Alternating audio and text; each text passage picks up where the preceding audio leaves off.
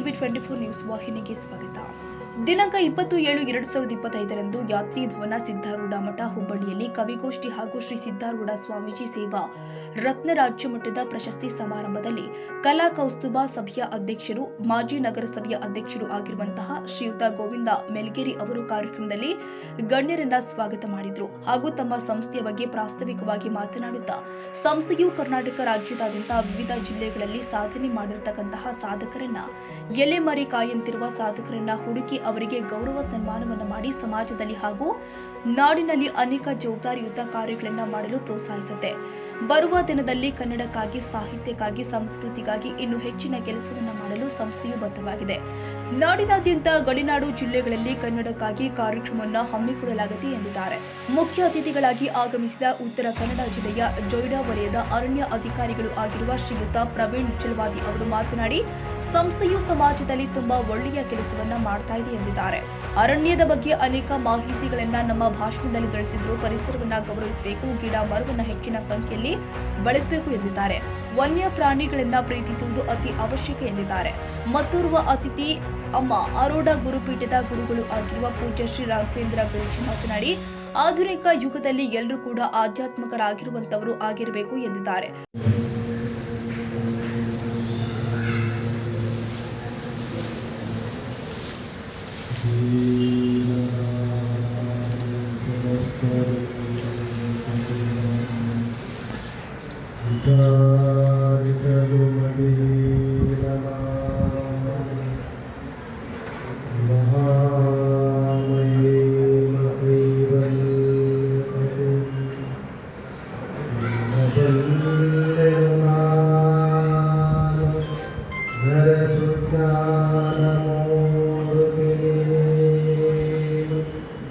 ನಿನ್ನ ಸಮಾನರುಂಡೆ ದೇವರಕ್ಷಿಸು ನಮ್ಮನವರತ.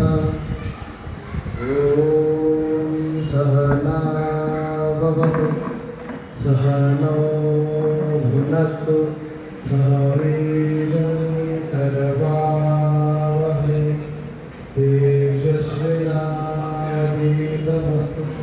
ಮಾ ವಿದ್ವಿಷಾವಹೈ. ಓಂ ಶಾಂತಿ ಶಾಂತಿ ಶಾಂತಿ.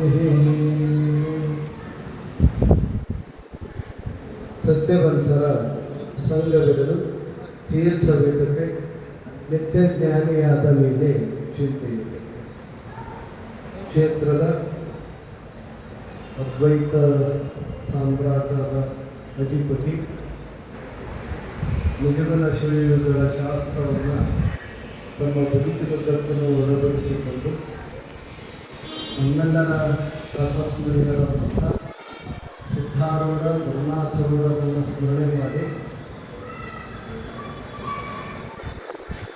ಸಾಮಾಜಿಕ, ಧಾರ್ಮಿಕ, ಸಾಹಿತ್ಯಿಕ, ಶೈಕ್ಷಣಿಕ,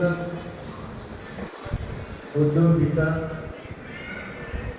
ಕ್ಷೇತ್ರಗಳಲ್ಲಿ ತಮ್ಮನ್ನೇ ತಾವು ತೊಡಗಿಸಿಕೊಂಡಿರ್ತಕ್ಕಂಥ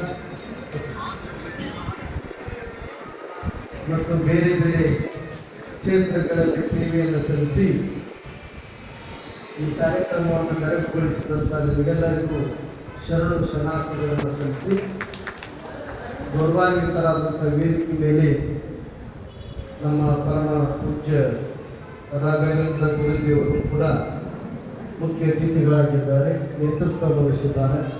ಅವರಿಗೆ ಈ ಕಾರ್ಯಕ್ರಮದ ಉದ್ಘಾಟಕರು ಮತ್ತು ಇಲ್ಲಿಯವರೆಗೂ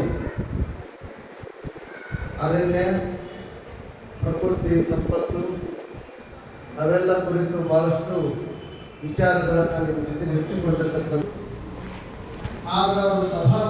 ಗಡಿನಾಡು ಹಿತರಕ್ಷಣಾ ವೇದಿಕೆ ಖಾನಾಪುರ ಅಧ್ಯಕ್ಷರು ಆಗಿರುವ ಶ್ರೀ ರಾಜು ಕೆಮ್ಮಣ್ಣ ಖಾತೆದಾರ್ ಅವರು ಮಾತನಾಡಿ, ಕನ್ನಡ ಬೆಳೆಸುವ ನಿಟ್ಟಿನಲ್ಲಿ ಎಲ್ಲರೂ ಕೂಡ ಕಾರ್ಯನಿರತರಾಗಿರಬೇಕು ಎಂದಿದ್ದಾರೆ. ಕಾರ್ಯಕ್ರಮದ ದಿವ್ಯ ಸಾನ್ನಿಧ್ಯ ವಹಿಸಿರುವಂತಹ ಪೂಜ್ಯ ಶ್ರೀ ಬಸವರಾಜ ದೇವರು ಮಹಾಸ್ವಾಮಿಗಳು, ರೇವಣ ಸಿದ್ದೇಶ್ವರ ಮಠ, ಮನಸೂರು, ಧಾರವಾಡ ಇವರು ಮಾತನಾಡಿ, ಕಲಾ ಕೌಸ್ತುಭ ಸಂಸ್ಥೆಯು ಸಮಾಜದಲ್ಲಿ ಒಳ್ಳೆಯ ಕಾರ್ಯಗಳನ್ನ ಮಾಡುತ್ತಾ ಇರುತ್ತೆ. ನಾಡಿನಲ್ಲಿ ಇಂತಹ ಕಾರ್ಯಕ್ರಮಗಳು ಅವಶ್ಯಕತೆ ಇದೆ ಎಂದಿದ್ದಾರೆ.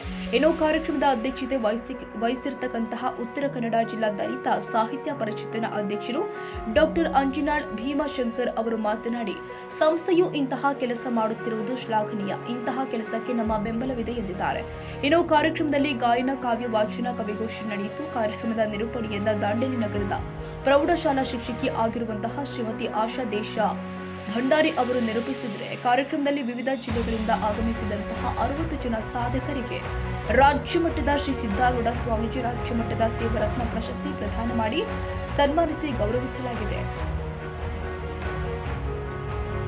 ಕನ್ನಡಿಗರ ಮೆಚ್ಚಿನ ನಿಮ್ಮ ಟಿವಿ 24 ಕನ್ನಡ ನ್ಯೂಸ್ ವಾಹಿನಿ ಇದೀಗ ಟಿವಿಯಲ್ಲಿ ಲಭ್ಯ.